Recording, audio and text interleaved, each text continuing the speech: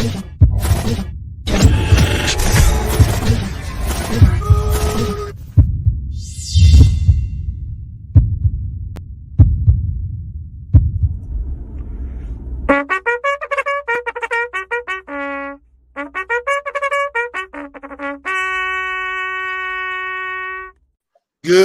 morning. I love this day. It's so fantastic to be here with both of my boys. But Shay, give me the sound that we're all talking about this morning.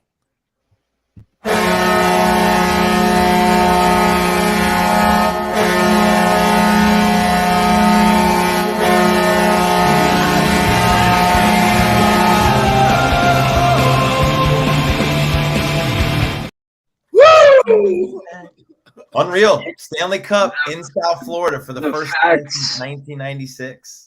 I don't think there's anything more special than a hockey night in South Florida when they say that. Even last night, they said it's a 75-degree, which I don't know where they got that temperature because it felt like 90 even last night.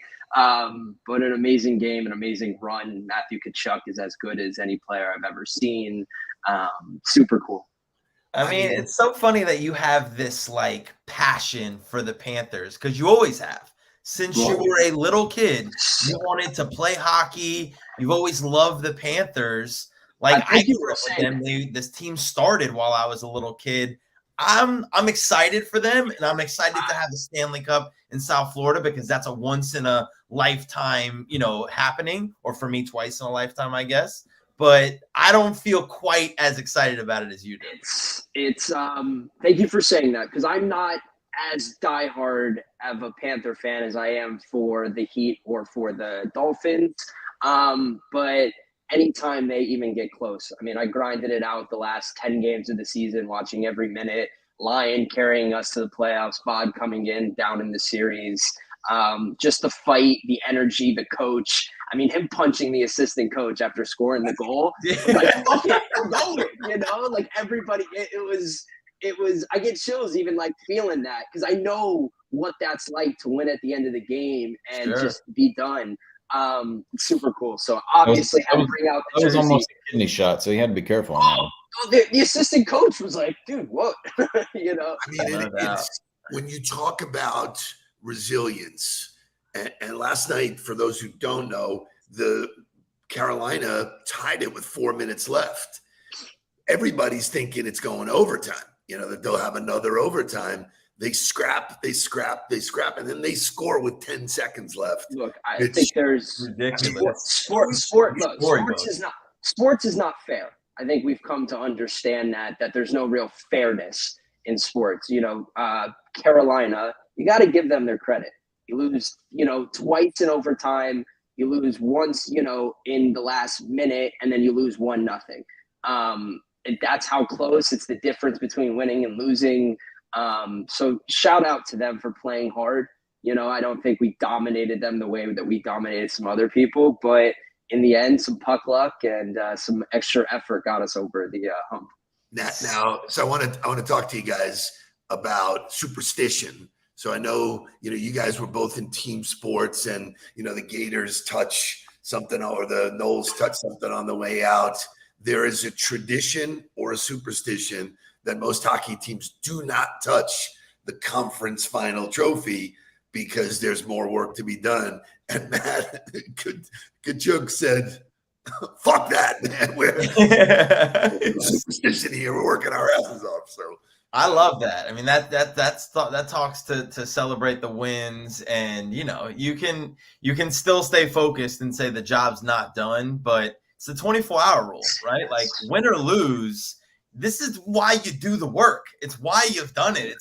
It's what it's all about. So to not celebrate it, I think, and it goes to the conversation of confidence. This didn't happen because of luck.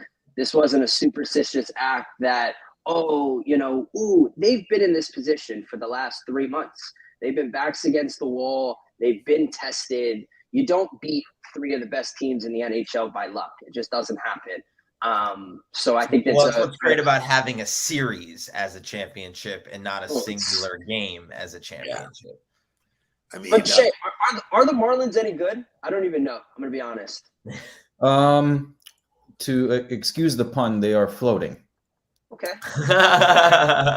So, What does that mean? What does that so mean? they're not swimming, but they're not sinking. So they're They're close. Yeah, Marlin. I got they're it. just hanging out on the bubble. So Very there, nice. they're Mike, 5 games back of Atlanta, and yeah. on another note, Mike McDaniel is the coolest dude in town. He got to beat the drum last night. Courtside at the Heat game, firing up the Heat crowd, beating the drum at the Panther game. I pray, and look, I would do unspeakable things for a Dolphins Super Bowl. I would trade every other. So hopefully the luck, or whatever you want to call it, the good vibes in the city continue all the Vegas, way through Vegas, January. Good juju. Vegas. So looks that way. Should be fun. Really a fun time. I mean, a lot of people went back to back to back to back. Sunday, Monday, Tuesday went, crazy going. I do want to talk about the two goalies real quick, because I think you have to give them the credit. For those of you who haven't watched, a rookie came in who had no action and had to win multiple games in a row for us to get into the playoffs. And he played lights out for about 3 weeks. Absolutely lights out. We go to the playoffs. We play Boston. He doesn't even really struggle. He just playing the best team in the NHL. And Bob, who's making $10 million, is sitting on the bench, who was brought in to be the big-time goalie, accepted the role of being the backup. It was like, look, we're going with the hot hand. And to be mentally prepared to come in a series against the number one team in the NHL and handle your business and then continue and carry, it's just a fantastic lesson of not allowing external things to affect what you're doing. What is your performance? And when you are asked to do it, you better be prepared. It's good to see you fired up. We're going to run with that thought. But first, as always, we got to wake this thing up. Take me away.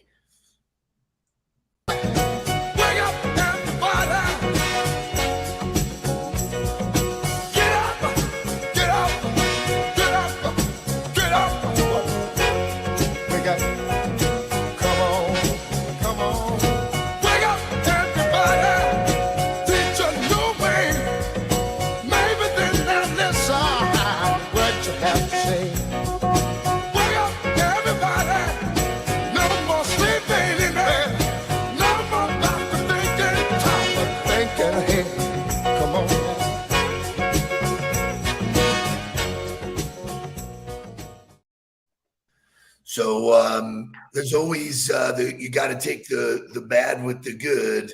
There was some sad news yesterday, and the big music fan that I know we all are, we lost Tina Turner. You can't say enough about who she was, the music she produced, the career ups and downs, and her life story. Angela Bassett is basically, she was Tina Turner in that movie. So just a quick tribute to somebody who was simply the best. You're simply the best. Better than all the rest. Better than anyone. Anyone I've ever met. I'm stuck on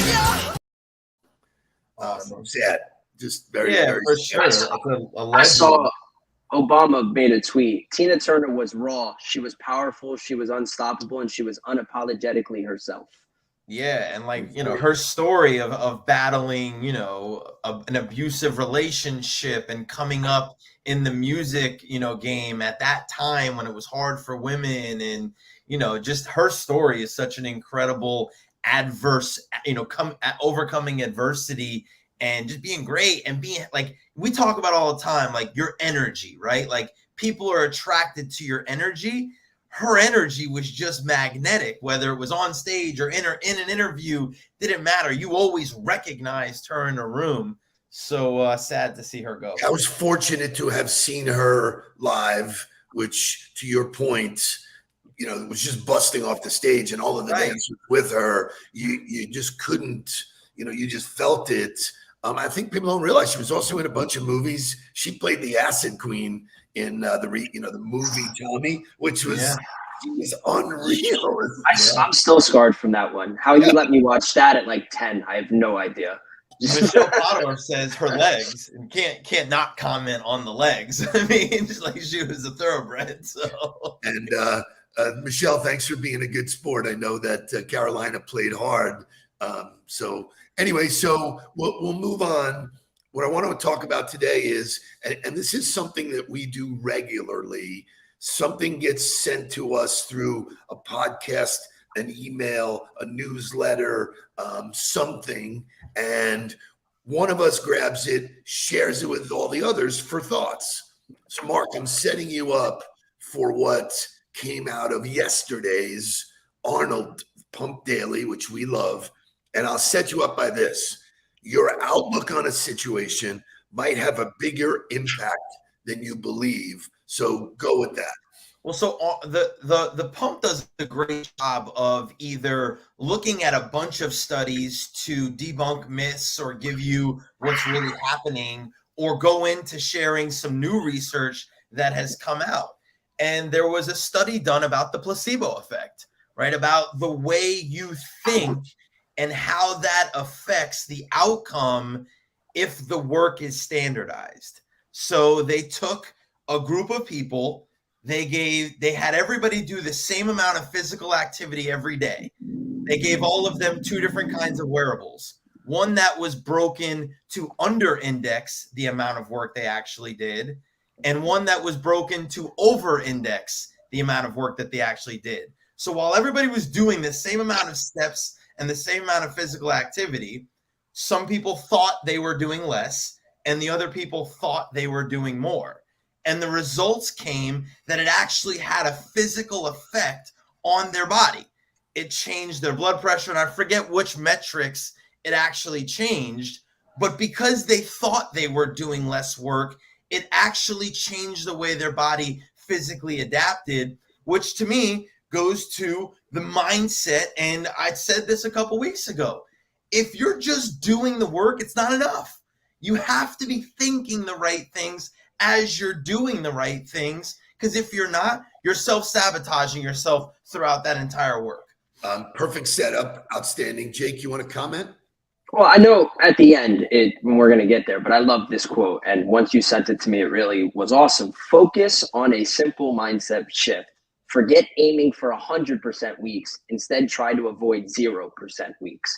And when I work, even my clients, my Get J clients, and even our on the ball clients, it's when they don't do one thing, they allow it to spiral into everything else. Well, I couldn't work out, so then I ate like shit. Why would you do that? Why walk for 20 minutes if you can't work out for an hour? And I think it's that mindset of keep moving forward. Don't stop. And I think it was one of the TED speakers said that, and I forget her name, so I apologize about that. She was like, even if you're just moving a little bit, keep moving. And that's true. I think that might have been Joy McAdams. I think it was right at the end. She goes, just don't stop. Because once you stop, your mind's going to take over and be like, well, I stopped, so I might as well not do anything else. It's those little steps. And I'm going to go back to Finding Nemo for those of you who have kids or have seen it, but just keep swimming. Just keep swimming the entire time. Well, and I think everybody gets like locked into like, oh, it has to be a monumental shift. Like, I think most people are guilty of like, we have a holiday weekend coming up, right? So there's gonna be a lot of drinking, there's gonna be a lot of eating, there's gonna be a lot of, getting out of your normal routine and maybe getting away from some of your discipline. And then everybody's natural reaction is, oh, I gotta cleanse. I gotta do a juice cleanse. I gotta cut everything out. I gotta detox everything from this weekend. In reality, that doesn't do anything, right? Like doing a juice cleanse doesn't detoxify your body. It doesn't speed up the amount of time that the toxins get released. The things that detoxifies your body is getting back into the routine of doing the shit you're supposed to be doing. Working out, drinking water, eating a healthy, balanced diet. So it's not about going off the wagon and then having to do something to get back on. It's just about getting back into the routine of doing what you're supposed to be doing. So I get the opportunity, Jake and I get the opportunity to speak to TD Bank today. They're having their regional meeting. And Can I wear this? No. Under the blazer. Wear it under the blazer. And then you would drive me to the hospital for sweat.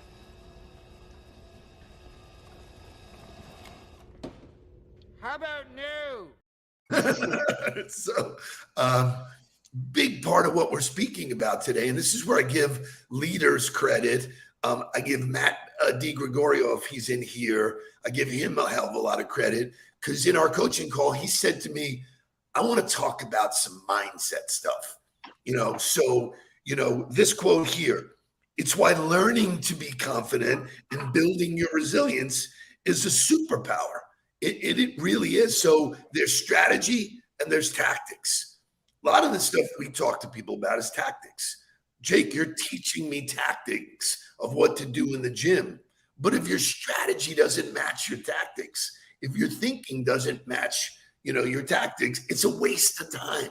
You were like saying, it's great that we work out, but if I don't spend the other days doing at least 20 minutes of cardio, I might as well not even start. Wasn't exactly what I said. I just said you're never going to fully reach your goals by doing 2 days a week. Right. It's realistic expectations, right? Don't set yourself up for failure. Know what you're getting into. Here's what your goals are. Here's what it takes to get there. Like there's no, but so I to talk about the mindset piece and the way it affects the behavior, like Trevor Moad was huge on this for me in my career, and where I learned the concept. God rest our brains, rest in peace. Our brains want to take what's happened in the past and then immediately project that into the future as being what will happen. And there's no reality. There's no realistic, science behind that. The only thing that's going to affect the future is what you do in the present. And so trying to build the barrier from not allowing previous results to affect what you currently do so that you give yourself the best opportunity to create the results you want in the future. That's his concept of neutrality and trying to stay in the moment. But that to me is the mindset. If you're trying to do the right work in the present moment, but you're thinking about the failures or the struggles or the negativity that's around you right now, you are sabotaging the work you're currently doing, which is then sabotaging the future results. So you got to find a way to let go of that, focus on what you're doing, on what do I need to do? Not about going and doing something extraordinary, right? Okay, business is down. The pipeline looks bare. It's not about going out and doing 100 calls that day. It's about getting back to the process of doing 5 quality touches, doing 10 quality touches, whatever your metric for success is. But that to me is you got to shift from riding the pendulum from all the way over here to all the way over here and try to stay in the middle, which I used the term at the beginning of the year being unfuckwithable. Well, it's a really wise man said, what's important now. And at every moment in your day is living in the present. And what do I need to focus on right now? And even our bits with Dad, when Dad is super tired, he's like, what do I got to do next? I go, don't worry about what you have to do next. Worry about controlling your breath in this moment right now. Right. That's what I've asked of you. This rep, this breath right here. Don't worry about everything else you're about to do. When you're about to go eat, what's important now? When you're about to go make your calls in the morning, what's important now? When you go to take your kids to school, don't be worrying about what you have to do after. What is important now? And the reason planning works is so that you can live in that moment, that you don't have to think. You made the decision already. Right. You've already made the decision. You see it on your calendar. Great. I need to shift my focus in order to operate in that silo right now. Do not worry about what's coming. I might have to shift my mindset after that. But what is important right now, and what are you doing in that moment to fulfill your goal or to feed your goal, or and it's the only way to success, in my opinion. In terms of sustain success. In terms of diet, that's why food prep is so important, or makes it so easy, because what happens when you get hungry? You go stand in front of the refrigerator and you're like, I'm starving. And then you're just going to grab whatever you can grab out of the refrigerator. And it's not necessarily hitting the metrics that you're looking for in terms of your diet. If you have the things prepared and they're already in there, you're no longer thinking about it. I know I'm going to go into the refrigerator. It's right there ready for me. I can grab it. I can heat it up. I'm eating the things I've already decided that I want to eat, which keeps me on track for my goals. One of my favorite things, and this is not, it's health related per se, but you said for people who struggle with drinking too much, and not an alcoholic, but want to cut back on drinking so they can be healthier, make the decision before you go out how many drinks you're going to have. Make Right. that, like, make the decision before you go do something, right? Because then your mind, it's there. You're not also contemplating and trying to decide. Like, we'll Dealing talk with all the peer pressure right, and then like I'll if use you it in try to sports. decide how many drinks you're gonna have after you've already had 2, good luck to you. Yeah, You know right. what I mean? Like, I'll use sports as an example. A coach is there, especially in the pros, so the players don't have to think about everything, so that Right. they can do what they do really well. They Right. operate. So when a coach doesn't call a timeout and allows them to play through it, they have to process, think, and act. That's a really hard thing to do in the moment, right? So separate it, make your mind easier, make it easier for your mind, make it easy to put it in actionable steps, and then go attack it. So I'll close this conversation because it's part of our dialogue today with this the regional team. It's which comes first, confidence or success? confidence, 1000%. Like, Jake? I it's a good question. I mean, definitely confidence. You need to have confidence to succeed. If you have no confidence, you'll never even try, I think. Is so That was people can my- luck into it. Right. my But you would whole never point try. with Lori You would earlier never this try. week. You would never try if you don't have confidence. Right. Like But that never was my even whole try. point with Lori this week is it wasn't the success that really gave her the confidence. It was the work of doing it over and over and over again that gave her the confidence to continue to step into it. Like courage and confidence. Courage is the willingness to overcome that anxiety. Confidence is the belief that you're going to get there. Confidence is the belief that it's going to happen. Like I love listening to both Denzel and Dion because they talk about it in terms of faith. And Denzel has a great quote that talks about desire, which the desire is God's promise that the thing you want is for you. But the only way you're going to get there is if you do the work that's required to get there. So, and the work will give you the confidence to then, continue to do it. So, Kitty, it is not chicken or the egg. It is what great conditioning is. Mental conditioning builds confidence. Do it, practice, role play, do all of that.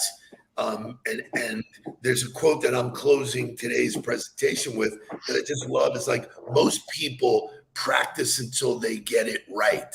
And they go, oh, I got it right. I don't need to practice anymore. You should really practice until you can't get it wrong.